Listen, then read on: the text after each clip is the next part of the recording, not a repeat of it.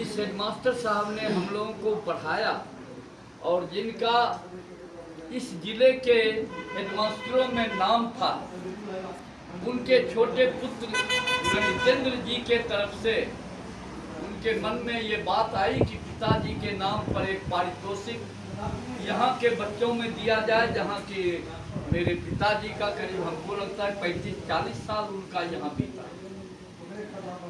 और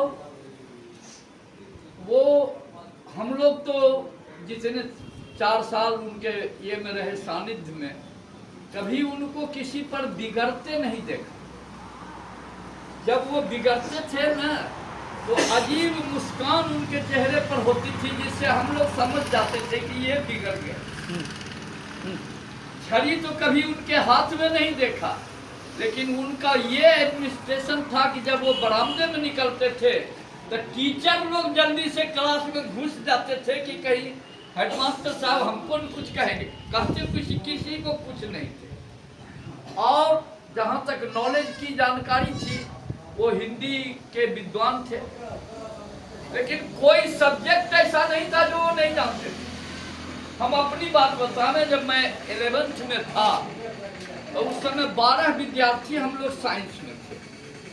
संयोग से उस दिन मैथ के टीचर नहीं आए, तो बगल वाले क्लास में हेडमास्टर साहब ज्योग्राफी पढ़ाते रहे थे, हम लोग का खाली था, टीचर नहीं थे, तो जो स्वाभाविक होता है 12 बच्चे मोहल्ला कर रहे थे। तो हेडमास्टर साहब आए, बोले कि क्या बात है, आप लोग बैठे हैं चुपचाप? तो हाँ सर, मैथमेटिक्स था, टीचर नहीं आए। और मैथ में भी एडवांस मैथ था। उस समय एक एलिमेंट्री होता था, एक एडवांस होता था। हम लोगों के समय में ये बात कह रहे हैं 59-60 की। तो बोले कि आइए आप लोग भी मेरे ही क्लास में बैठिए। और बोर्ड पर एक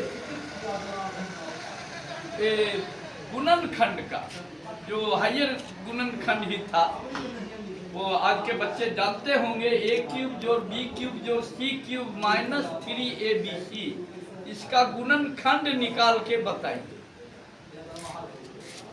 हमसे 12 बच्चे में से कोई उसको बना नहीं सका। सूत्र लिख दिए कि ये इतना होता है, लेकिन उसको बना नहीं सके।